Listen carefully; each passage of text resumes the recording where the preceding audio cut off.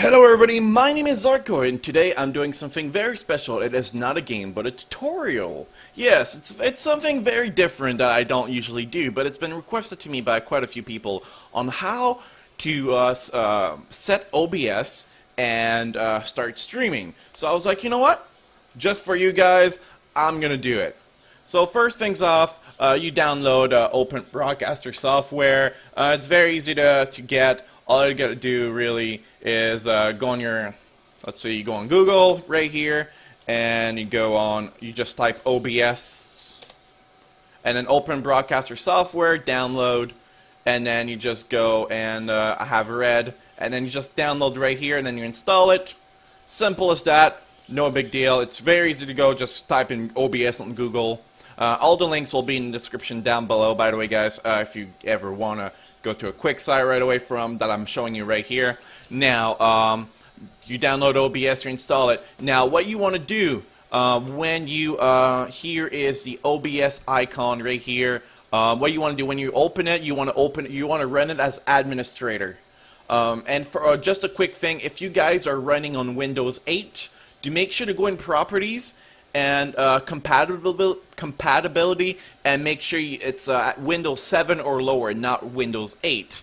And I'll explain to you guys later. But you open it as administrator, and then pops up this. Now, you can't really do anything now. The scenes are empty and the sources are empty. Now, the scene is basically, let's say, for my scenes, I personally use it for my in-game and my changing server. So let's say, you go and add scene, and now you add a scene right here. Let's say scene 2, and then that's your scene. And in your scenes, there is also you can add images and stuff like that. Like everything that I'm doing here is all different things. But for me, let's say see, it's the one that says Nether changing. Let me just remove the one I created. Nether changing is pretty much a picture that says changing server. I'm going to show it to you. You can even hotkey it. There you go. That's how it looks like. UGA's Zarko changing server. That's what it looks like. But yeah, it's just a regular thing. All you gotta do, when to do that, you go in your sources and you press add images, and then just add an image, and then bam, and then you when you press edit scenes, you can select how big on the screen you want it and all that. And also, gotta make sure that your sources is what's gonna show people. So if you want to have like an in-game overlay or like a game, but you want to have a camera on top of it, so you got to make sure your camera is going to be over your game. So you're like, you got to order it. You can move it up or down like that. Very easy to maneuver. Very simple. But let's go get into the more complicated stuff, which is how to set it up. Now, you want to go in your settings, and you see general English profile settings. I'm going to show you how I set it up. If you guys want to use the same things that I have, feel free. It works amazing for me. Now, there's nothing really to do in general. It's just basically the language, or if you want to start it on the start or anything like that. Encoding.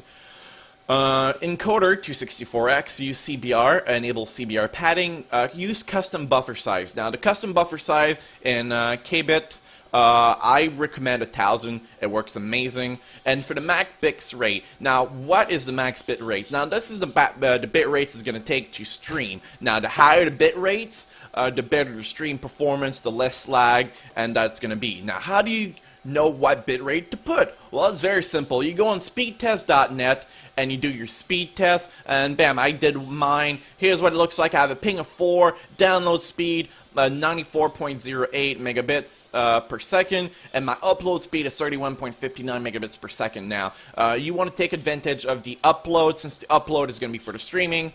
And you don't want to put, let's say, I had 40 a couple months ago when I did mine, so you know, you want to put at least half, which is 20, but it's do the math, but very simple. Just if you want to have a good quality, anybody can basically use it.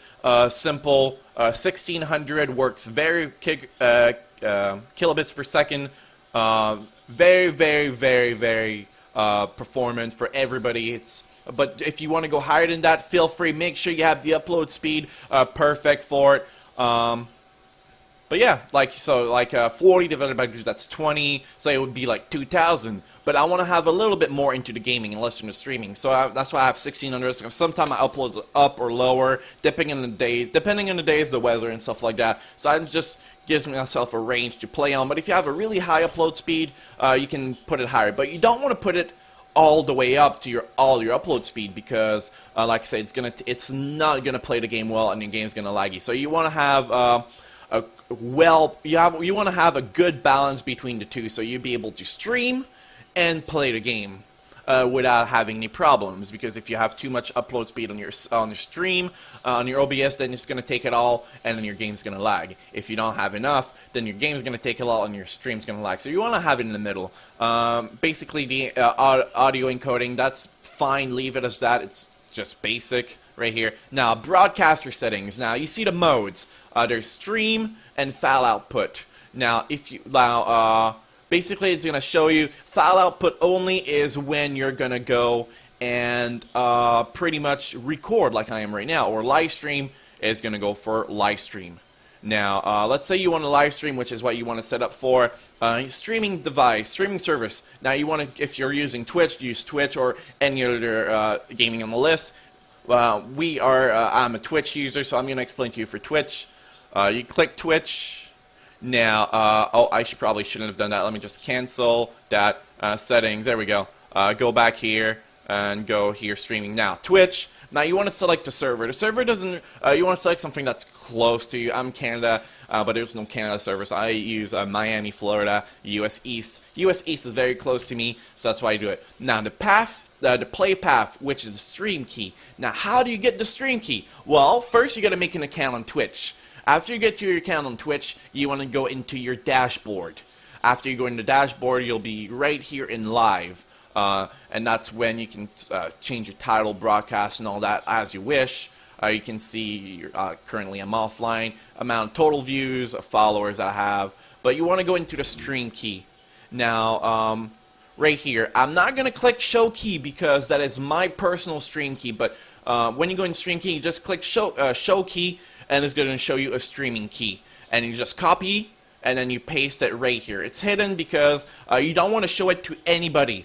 The reason why is because if you show it to people, they can take your stream key, use it on their OBS, and stream under your name, and get you banned from Twitch or other things, maybe against the law or anything like that, and get you in a lot of trouble. So you make sure not show it is personal for you. And that's pretty much it. You get that here, and then pretty much, bam, yeah, you have your stream key. Now you don't want to auto reconnect. Auto reconnect timeout 10 seconds. There's already now see the delay. I'm going to explain that to you. There's already 20 seconds delay, 15 to 20 seconds delay from your OBS to your Twitch. So when you're playing, if you look at your Twitch on the side, when you're streaming, you're going to see there's about a 20 seconds delay. That's just the default time. You cannot lower it, but you can add to it. So when you add it, let's say I put 10 seconds. Now it's going to take the original 20 seconds plus the 10 that I added. So it all depends. If you play like, let's say, survival games in the open world and you don't want to get stream sniped because it was a very high PvP area, then you maybe want to put your stream delay a little bit higher than 20 seconds so people don't get the exact location where you are. It also sucks if you put it too high because you cannot talk to the viewers from your chat by voice. You would have to type to them because they would get the delay before they hear you, before you answer their question. Now you want to select basically nothing like that. That's usually default. Now you want to have your hotkeys. Now my hotkeys are all numpads because I never use my numpads for the gaming. Start the stream 7, end the stream 9. Start the record minus and plus for stop. But the record will only change if you put to file output, and you can select your file path where you want it to, your videos when you save them to be. If not, they'll be in your original OBS folder where you installed it. I recommend you change the path so you know you have a place where you have a lot of space, because it does add up fast. The more the video you record, the higher it takes for the space. Now that's pretty much it for the broadcaster settings. Video. No, I don't know. I want to change. There we go. Video. Now you want to take your video adapter to put the one you have, if you have many, but it's usually just one. Custom, basically the size of your monitor. Aspect ratio 16:9.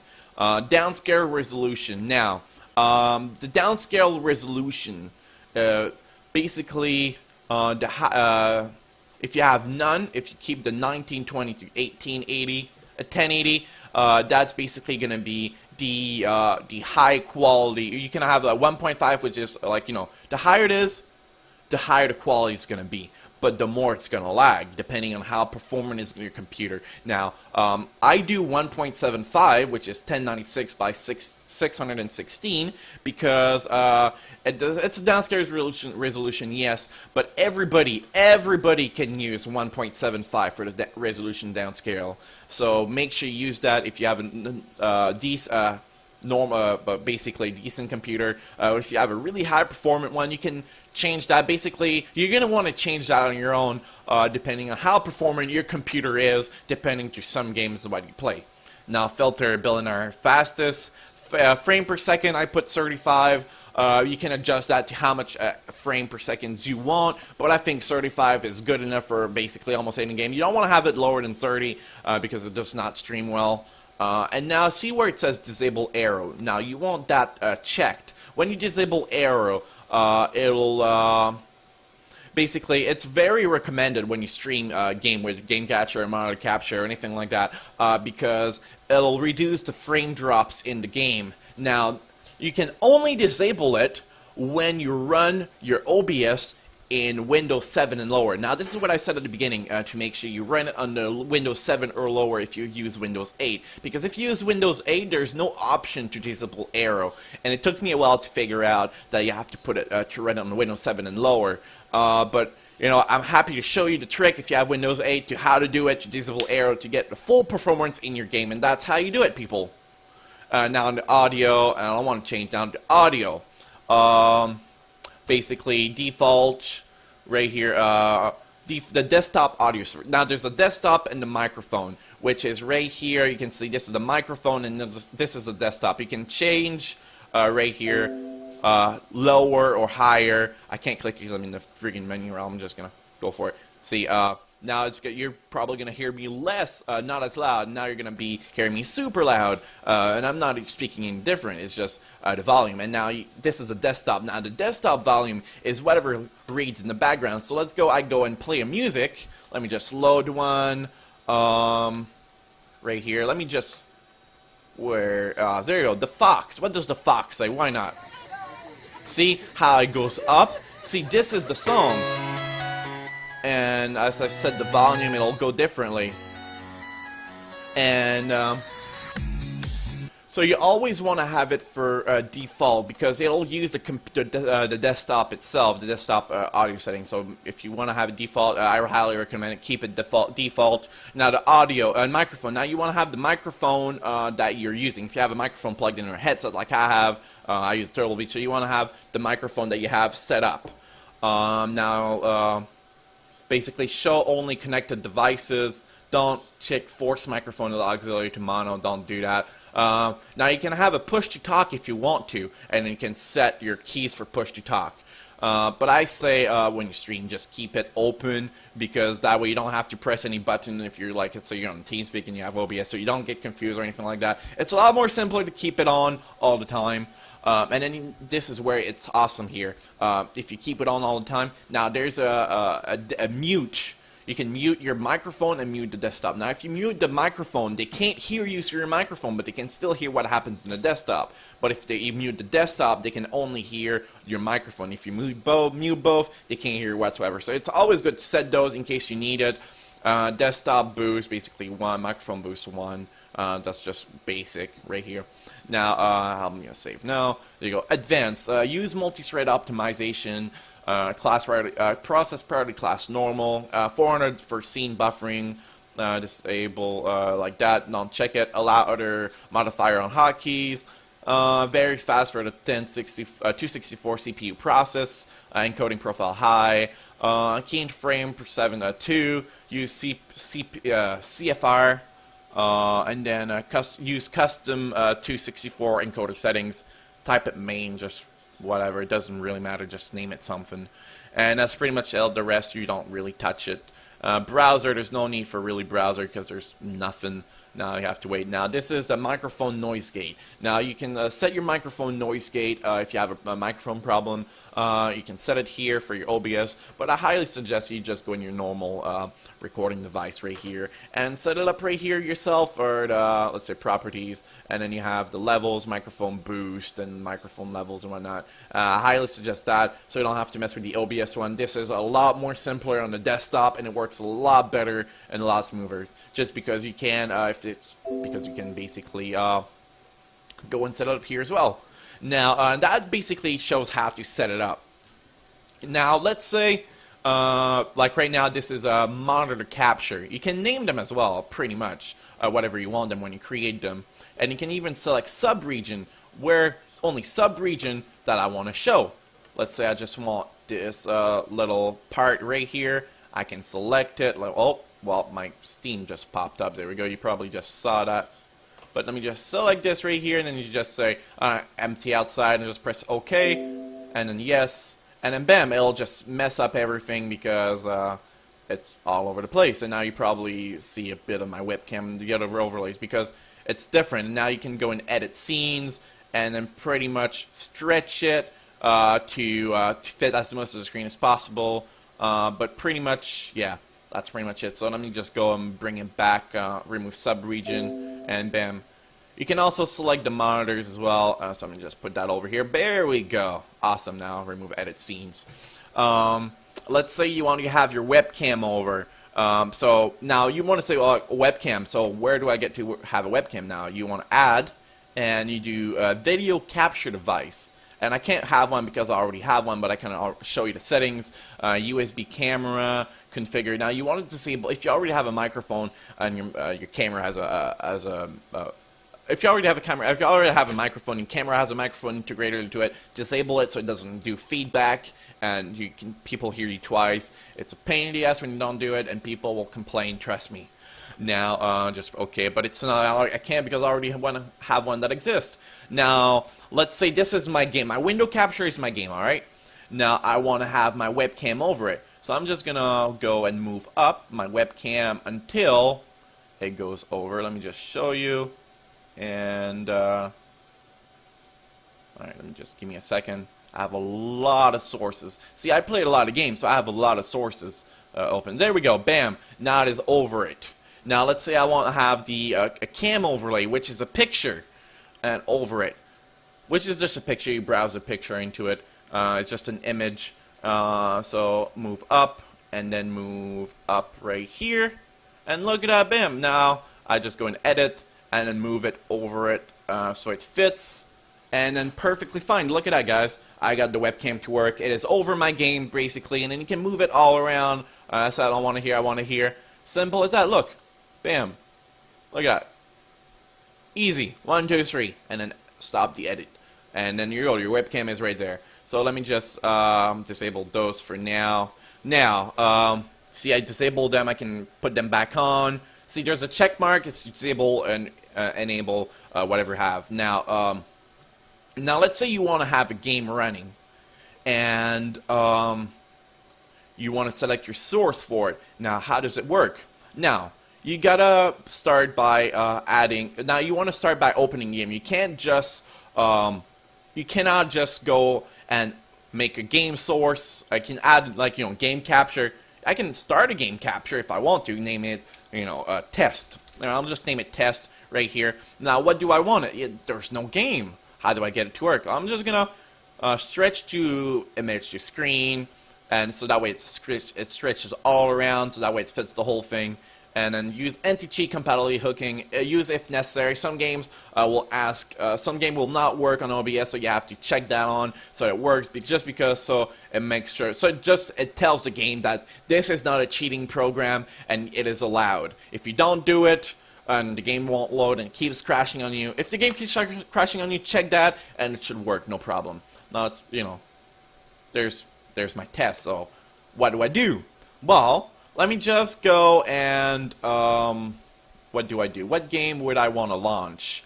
Now, let me just uncheck right here, killing floor down there that I have, and I'm just gonna go and open killing floor right here. So I'm gonna open killing floor, no big deal, and now it's gonna show basically over. Now I'm just gonna how does it work now? You guys are probably, I wonder if you guys are seeing this or not. I'm guessing you guys are. Let me just switch that over to the second monitor right here, so that way it's not in. Oh, I messed. There we go. No, it's not in my way. Perfect. Now, what you want to do? Now I have it on my second monitor. So how do I get it to work? You right-click Properties, right here, and then you go and select Killing Floor, and start to match the screen. Yes, and bam. And down when I click into the game, it should work. Let me just switch my OBS to my second monitor so I see if it works. It should work, I do believe. Killing Floor. Yep, I think it'll work. Let me just remove this. There we go.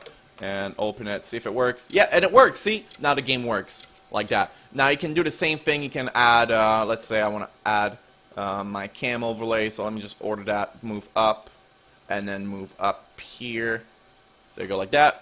And bam, now it is over my game, and that's how you set it all up. That's pretty much the whole basics of it. There's really, really not much else to explain. Like I say, the scenes is basically a tab, and you can macro them. Like, oh, let me just select scene here, and you can set the hotkey. Now, when you set the hotkey and you press it, it'll switch back. So for me, 1 and 3 is to switch between my changing server and my gaming. So back and forth, back and forth, back and forth, like that. Simple as that. And yeah, and then for each scenes you can have, let's say, but you want to have your scenes. This is one game. This is one game. It's totally fine. Bam. You have all your settings for one game, and you have all your settings for the other game. Let's say you don't want to change your webcam. Your webcam needs to be on the top left corner for this game, and the other one needs to be bottom left corner. Well, make a scene, 2 different scenes. One, let's say, for League of Legends, and the other one Killing Floor.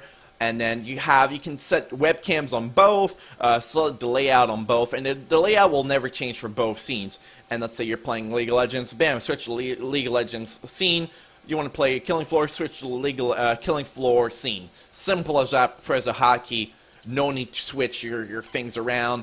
Makes it a whole lot simpler. For me, I don't really mind having all that here. I have a lot list for all my games and stuff. But you know what? All the one I play the most are all checked on, and that way for me, all the games don't really.